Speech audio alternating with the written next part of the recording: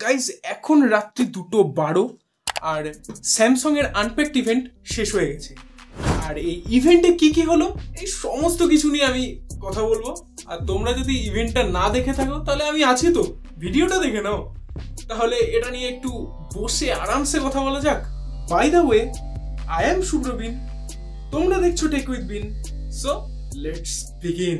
তো গাইস আরামসে এবার বসে পড়েছি এই ইভেন্টে কি কি হলো এই সমস্ত কিছু নিয়ে। এবার চলো একটু কথা বলি। তা এই ইভেন্টে আমরা ভেবেছিলাম যা যা লঞ্চ হবে সেগুলো কিন্তু সবকিছু সেম যায়নি, কারণ যে রুমার্সগুলো বেরিয়েছিল সেই অনুযায়ী স্যামসাং সবকিছু লঞ্চ করেনি। যেমন এখানে বলা হয়েছিল স্যামসাং নাকি এইবার 4টে ফোন লঞ্চ করবে, সেখানে স্যামসাং কি করলো, প্রতিবারের মতো 3টে ফোনই লঞ্চ করলো। S25 আলট্রা, S25 প্লাস আর S25। এই ফোনগুলোর এবার একটু ডিটেলসে যাই। S25 আলট্রাতে 6.9 ইঞ্চেসের, S25 প্লাসে 6.7 ইঞ্চেস আর S25 এ 6.2 ইঞ্চেসের ডিসপ্লে রয়েছে। আর একটা জিনিস মনে রেখো, এই প্রতিটা ডিসপ্লে কিন্তু 120 হার্টজ ডিসপ্লে। অ্যাপেল এবার তোমরাও কিছু একটা করো। আর এই 3টে ফোনের ডিসপ্লেতেই কর্নিং গরিলা গ্লাস আর্মার 2 এর প্রোটেকশন ইউজ করা হচ্ছে, আর এতে HOP3 টেকনোলজি ইউজ করা হয়েছে।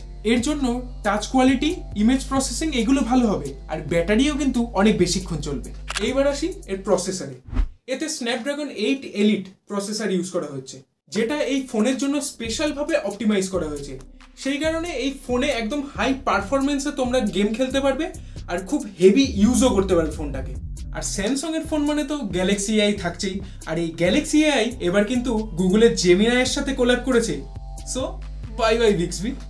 আর এই হেভি টাস্ক করতে গেলে কিন্তু ফোন বিশাল গরম হবে, সেই কারণে এর ভেপার কুলিং চেম্বার গতবারের থেকে আরো বেশি বাড়ানো হয়েছে। এবার সমস্ত কিছু গেল, এইবার আসি এর ব্যাটারিতে। S25 আলট্রাতে 5000 mAh, S25 প্লাসে 4900 mAh আর S25 এ 4000 mAh এর ব্যাটারি রয়েছে। এইবার আসি স্যামসাং এর সব থেকে অ্যাট্রাকটিভ জিনিস, যেটা হলো এর UI, মানে One UI 7। এটাতে গ্যালাক্সি AI এর যে ফিচার্স গুলো আগে ছিল তার থেকে ফিচার্স আরো বাড়ানো হয়েছে। আর অ্যাপেলের ডাইনামিক আইল্যান্ডের মতো স্যামসাং এও এখন তোমরা দেখতে পাবে নাও বার। আর এই নাও বার অ্যাপেলের ডাইনামিক আইল্যান্ডের থেকে আরো বেশি ফাংশনাল। তার মানে ব্যাপারটা হলো ডাইনামিক আইল্যান্ডকে প্রোটিন বার খাইয়ে নাও বার তৈরি করা হচ্ছে। তাহলে সমস্ত কিছু গেল, এইবার আসি ক্যামেরাতে। S24 আলট্রাতে main camera 200 megapixel, ultra wide camera 50 megapixel আর দুটো টেলিফোটো লেন্স ইউজ করা হচ্ছে, একটা 50 মেগাপিক্সেলের উইথ 5x অপটিক্যাল জুম আর একটা 10 মেগাপিক্সেলের উইথ 3x অপটিক্যাল জুম। আর এর ফ্রন্ট ক্যামেরা কিন্তু 12 মেগাপিক্সেলের। S25 প্লাস আর S25 এ এই দুটো ফোনেই 50 মেগাপিক্সেলের মেন ক্যামেরা, 12 মেগাপিক্সেলের আলট্রা ওয়াইড ক্যামেরা আর 10 মেগাপিক্সেলের টেলিফোটো ক্যামেরা রয়েছে। আর এরও কিন্তু সেলফি ক্যামেরা 12 মেগাপিক্সেলের। আর One UI 7 এ কিন্তু ক্যামেরায় অনেক এক্সট্রা ফিচার্স অ্যাড করা হয়েছে, যার মধ্যে একটা হলো ভিডিওর টাইমে লগের অপশন। এখন তুমি লগ ফুটেজও এই ফোন দিয়ে রেকর্ড করতে পারবে। আর এখন অডিও ইরেজারেরও কিন্তু একটা ফিচার্স আনা হয়েছে, যেটা দিয়ে AI এর সাহায্যে কোনো ভিডিওর ব্যাকগ্রাউন্ড নয়েজকে কিন্তু তুমি রিমুভ করতে পারবে। বাট মনে রাখার বিষয় হলো এর ব্যাকগ্রাউন্ড নয়েজ কিন্তু অ্যাপেলের ফোনের মতো অত ভালো ক্লিয়ার হবে না।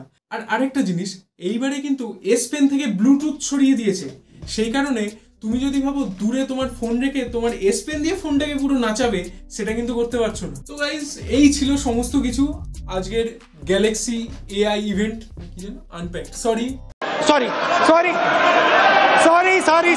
গ্যালাক্সি আনপ্যাকড ইভেন্ট সমস্ত কিছু জানিয়ে দিলাম তোমাদের। ভালো লাগলে ভিডিওটা লাইক করে দিও, আর এরকমই ভিডিও দেখার জন্য সাবস্ক্রাইব টু টেক উইথ বিন। আর আমাকে কমেন্টে জানিও তোমাদের কেমন লাগলো এই ভিডিওটা, আর ইভেন্ট সম্বন্ধেও কোনো কিছু বলার থাকলে আমাকে বলো। তাহলে দেখা হচ্ছে পরের ভিডিওতে। Good bye.